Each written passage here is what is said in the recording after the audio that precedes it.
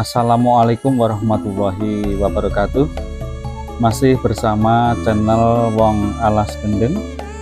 Saat ini kita melakukan perjalanan di Desa Pilang Payung, Kecamatan Toroh, Kabupaten Grobogan, untuk meliput aktivitas salah seorang petani milenial yang sukses menanam cabai rawit di lahan kurang lebih 1/4 hektar. Sahabat semua, Desa Pilang Payung merupakan desa yang mayoritas masyarakatnya adalah bertani. Jarak dari kota kabupaten berkisar antara 6 km yang dapat ditempuh dengan waktu kurang lebih 15 menit perjalanan, sahabat semua. Agar channel ini bisa berkembang, sahabat semua, jangan lupa subscribe, like, komen, share, dan tekan lonceng notifikasi untuk mendapatkan video terbaru dari channel Wong Alas Kendeng. Kita melakukan perjalanan, sahabat semua, bisa kita lihat keindahan Desa Pilang Payung. Kanan dan kiri perjalanan ini kita bisa melihat panorama yang sangat indah. Kita melakukan perjalanan dalam sore hari, sahabat semua, supaya kita bisa melihat kondisi Desa Pilang Payung. Desa Pilang Payung merupakan desa yang dekat dengan kota kabupaten, sahabat semua. Untuk itu kita dapat melakukan perjalanan yang sangat cepat. Kondisi jalan di Desa Pilang Payung sudah bagus dan kita bisa melakukan perjalanan dengan menggunakan sepeda motor maupun roda 4 dengan lancar sekali. Suasana perkampungan di Desa Pilang Payung, rumahnya sudah cukup bagus, sahabat semua. Sebelum kita ke lahan, kita menghampiri rumah Mas Edi yang akan kita liput nanti. Lahan 1/4 hektarnya yang ditanami berupa komoditas tanaman cabai rawit yang sudah dilakukan panen beberapa kali. Mungkin nanti kita akan meliput tanaman cabai yang sudah dipanen yang kesekian kali, tapi nampaknya hasilnya nanti kita akan bisa melihat masih sangat lebat buah atau cabai rawitnya. Nah, ini kondisi rumah Mas Edi yang merupakan salah seorang petani yang sukses menanam cabai rawit. Kali ini kita sedang menyusuri peta persawahan untuk menuju lokasi lahan milik Mas Edi untuk meliput tanaman cabai rawitnya. Bisa kita lihat, sahabat semua, banyak aktivitas yang dilakukan oleh para petani di sini untuk mengelola atau memelihara tanamannya yang berupa ada yang padi, ada yang sayur-sayuran berupa sawi, kangkung, kacang panjang, cabai rawit, kemudian ada juga yang menanam terong dan lain sebagainya. Beginilah aktivitas para petani di Desa Pilang Payung di sore kali ini. Desa Pilang Payung merupakan desa yang para petaninya ini cukup mendapatkan kebutuhan atau saluran air, sehingga peta sawah-sawahnya ini banyak dilakukan berbagai komoditas untuk meningkatkan pendapatan atau penghasilan mereka. Masih kita lihat sahabat semua, ini peta-peta sawah atau persawahan yang dimiliki oleh masyarakat di Desa Pilang Payung. Kita masih melakukan perjalanan untuk menuju lokasi yang kurang lebih dari rumah Mas Edi ini. Untuk menuju lokasinya jaraknya kurang lebih antara 300 sampai 500 meter sahabat semua. Kita nanti akan melakukan perbincangan dengan Mas Edi. Masih bersama channel Wong Alas Kendeng. Kali ini kita berada di Desa Pilang Payung, Kecamatan Toroh, Kabupaten Grobogan. Kita menemui salah satu petani di desa tersebut, namanya Mas Edi. Beliau adalah petani muda yang potensial. Kali ini kita meliput tanaman cabai yang dibudidayakan oleh Mas Edi. Selamat sore, sugeng sonten Mas Edi, pripun? Sonten Pak, alhamdulillah. Nggih. Niki jenengan budidaya cabai nggih. Nggih, kenapa kok memilih tanaman cabai Mas Edi ini? Karena ya tanaman yang favorit, seneng nanamnya gitu. Termasuk tanaman yang lama hidupnya, tapi sayang faktor ini kan murah ini. Oh, ngeten nih. Jadi pada saat ini kita budidaya cabai, ternyata harga di pasar turun nggih. Turun nggih. Ini bisa menceritakan proses awal Mas Edi tanaman cabai ini jenengan? Proses yang perlu disiapkan apa saja nih? Yang kalau ini kan bekas bawang merah, jadi kita ini bekas bawang merah, ya. Kita cuma persiapkan benih dari tokoan ada. Mas disemai, udah disemai, baru umur kurang lebih 1 bulan. 1 bulan baru ditanam di lahan, ngeten nggih. Ini gulutanya itu jaraknya berarti lebarnya 1 meter nggih. 1 meter. 1 meter. Kurang lebih 1 meter. Nah, 1 meter nggih. Harus ada paritnya Mas Edi ini. Harus ada untuk penyiraman. Untuk penyiraman nanti kalau musim kering bisa masukin air langsung disiram. Jadi biar awet. Ini luasan cabai ini jenengan berapa nih? Kurang lebih seperempat nggih. Seperempat hektar nggih. 4 hektar. Nggih. Terus jenis cabai ini jenengan apa nih Mas Edi ini? Jenis cabainya yang ini apa namanya? Ori.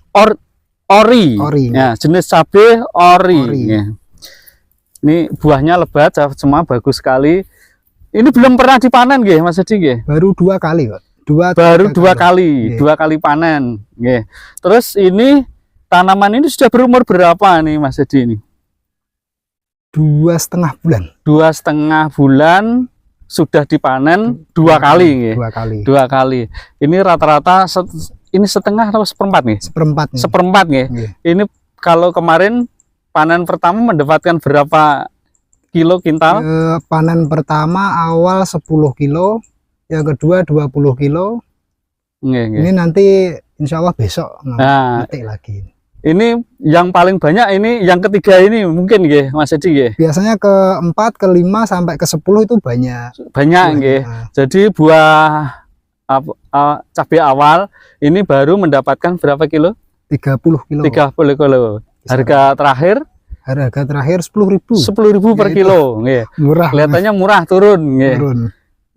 Jenis cabai ori nggih. Ori nggih. Terus kemudian pupuk yang pernah digunakan ini apa Mas Edi ini? Tanamannya jenengan? Ponska sama Saprodap. Ponska sama Saprodap. Nanti yang pemupukan yang kedua pakai itu KNO nggih. Jadi pupuk awal itu Ponska. Pupuk yang kedua nanti pakai KNO, kan ini udah berbuah, jadinya gitu, pakai yang buah. Nggih. Nah, tanda-tanda cabai panen itu ciri-cirinya bagaimana Mas Edi? Kalau kita ngambilnya sering yang ini warna merah. Karena kita jualnya yang warna merah seret itu. Jadi beda sama yang kalau yang ini belum waktunya. Belum waktunya. Jadi Yang penting merah nggih. Merah nggih. Yang penting merah nggih. Untuk pemeliharaan cabai penyiramannya harus bagaimana Mas Edi? Alhamdulillah ini masih banyak hujan, jadi kita belum nyiram. Paling kalau nanti sudah musim kering kita siram 2 minggu sekali. 2 minggu sekali siram nggih. Cara menyiram kita pakai kocor atau enggak, bagaimana nggih? Di sini ada paritnya, ada airnya, jadi tinggal siram pakai gayung. Oh gitu nggih. Jadi diisi dulu paritnya, baru nanti untuk penyiraman ngaten nggih. Penyiraman bawa pakai gayung. Untuk penyiraman. Ini juga ada tanaman parenya ini. Nah, ini baru ada tanaman pare tapi masih kecil-kecil sekali. Kecil. Jadi lanjaran ini untuk pare nggih. Pare nggih, tumpang sari, jadi bisa. Kalau cabai enggak usah pakai lanjaran nggih. Enggak usah. Karena ini kuat termasuk penanamannya dekat. Kalau kita tanamnya jaraknya agak agak lebar, kita biasanya pakai lanjaran. Ini jarak tanamnya cabai jenengan berapa ini Mas Edi niki?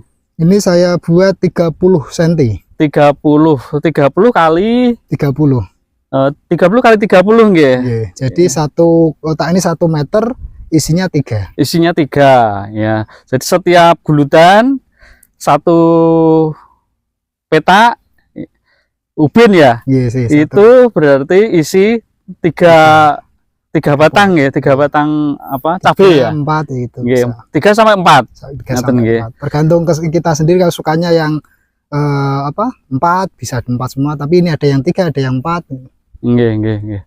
Kalau cabai itu sampai bisa berumur berapa bulan Mas Edi? Kuat 1 tahun, Pak. 1 tahun nggih. Asal pemeliharaannya pemupukan rajin, pemupukan dan penyiraman rutin ngaten nggih. Itu sampai 1 tahun. Kalau 1 tahun pengalamannya Mas Edi bisa berapa kali panen nih? Udah nggak terhitung. Nggak terhitung. Dulu yang pernah yang di tempat Bapak itu 1 tahun full kan jarak panennya 5 hari sekali.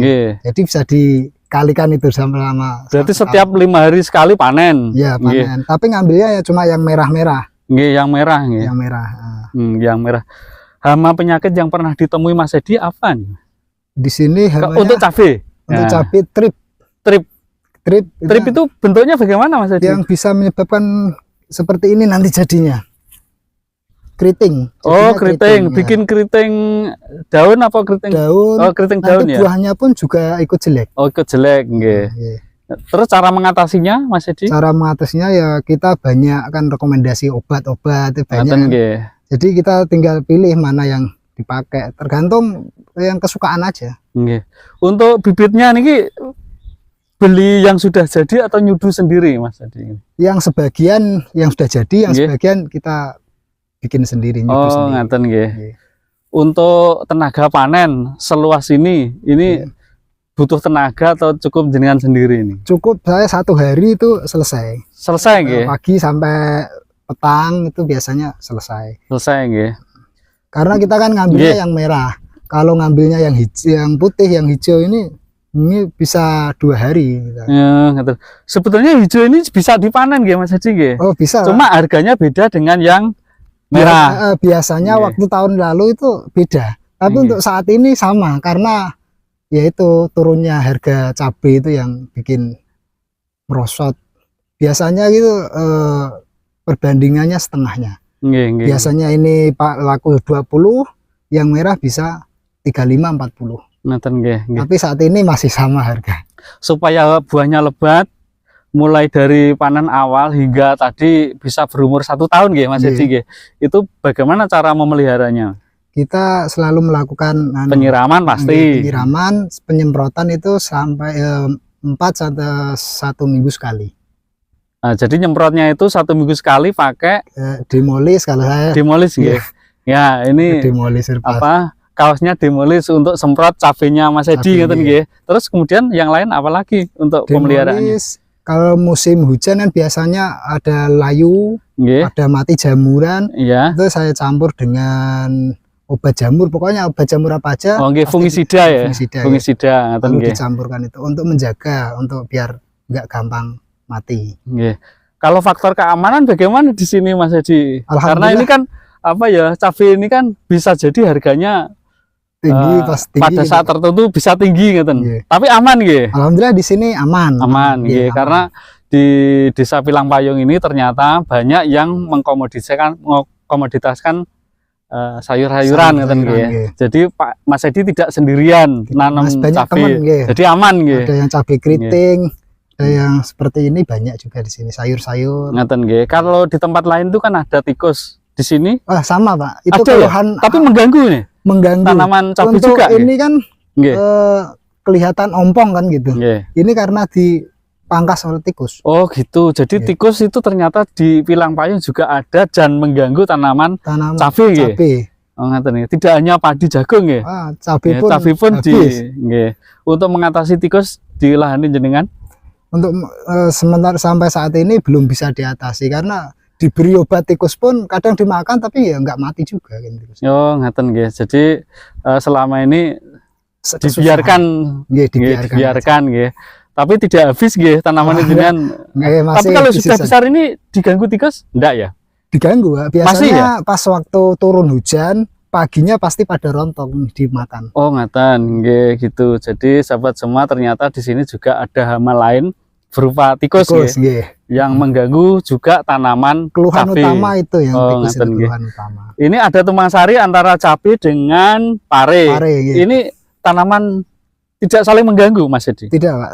Kalau biasanya cabai yang pengalaman saya itu kalau ada tumpang sarinya cabainya makin bagus. Oh ngeten nggih. Jadi dia nggak terlalu kering. Gitu ya. Pupuknya sama enggak masalah nggih? Sama nggih. Sekali pemupukan sekali.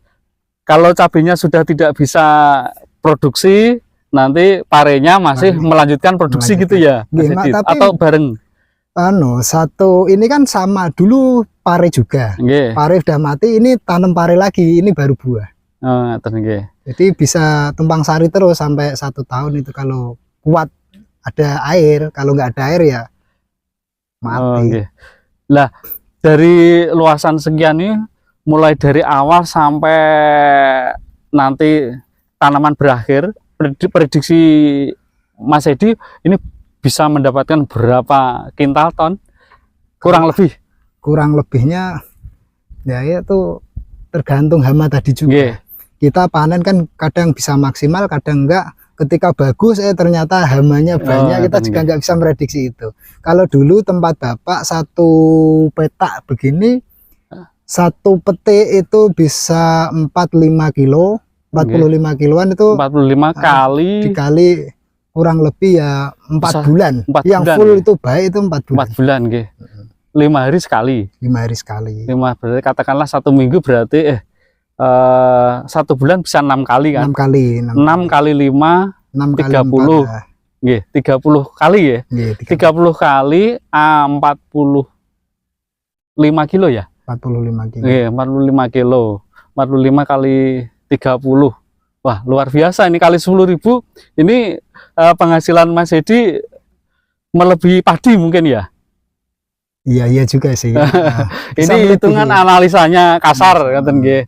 Mas Edi itu tergantung harga tadi. Harga pemasarannya kalau selalu 10.000 ya mungkin kita cabut juga. Soalnya lama prosesnya kan lama. Mending diganti yang sayuran seperti pare atau kangkung atau apa gamba seperti ini lebih cepat dapatnya. Ya, jadi sahabat semua, demikian tadi perbincangan dengan Mas Edi. Beliau adalah salah satu petani cabai. Mas Edi, harapan panjenengan terhadap petani lain? Harapan untuk kawan-kawan semua itu pengennya kalau dari petani tetap harga itu yang nomor 1 karena kita jerih susah payah kita itu luar biasa. Dari modal pun luar biasa, kita petani hasilnya dari ini tok. Kita pengeluaran dari traktor, dari apa segala macam itu besar. Kalau harga selalu murah, kita yang selalu kewalahan kan. Kalau saudara kita petani lain ingin belajar tanam cabai kepada Mas Edi, kira-kira diperbolehkan nggih? Senang banget kalau bisa membantu yang lain. Silahkan para petani yang lain datang ke Desa Pilang Payung menemui Mas Edi kalau ingin belajar tanaman cabai, karena beliau adalah sukses. Harapan kepada pemerintah Mas Edi? Harapan kepada pemerintah ya untuk Ini pakai pupuk subsidi ya? Nggih. Oh, nggih. Untuk Monggo. pupuk lah jangan terlalu susah. Kita Ngaten, tuh nggih. pengen tanaman bagus tapi susah untuk beli pupuknya. Oh, ngaten nggih, nggih. Sekarang jatahnya selalu dikurangin. Nggih. Kita pengen hasil maksimal tuh susah. Untuk Nggih. beli pupuk yang di luar itu terlalu mahal. Ngaten, yang tidak atau non subsidi mahal nggih. Mahal. Nggih. Jadi Mas Edi mengharap kepada kita semua yang paling utama adalah dimudahkan untuk mendapatkan pupuk dan terjangkau nggih, Mas Edi nggih. Terjangkau ya. Nggih, meskipun ya naik tapi tetap masih Bisa, terjangkau ngaten bisa nggih. kita. Nggih. Demikian sahabat semua perbincangan kita dengan Mas Edi, Nggih. petani cabai di Desa Pilang Payung, Kecamatan Toroh, Kabupaten Gerobogan. Matur nuwun Mas Edi nggih. Ya, Matur nuwun, sudah nggih. membantu kita Nggih, untuk sama-sama. membagi ilmu terhadap petani yang lain. Nggih, sama-sama, Terima kasih. nggih. Semoga manfaat. Amin.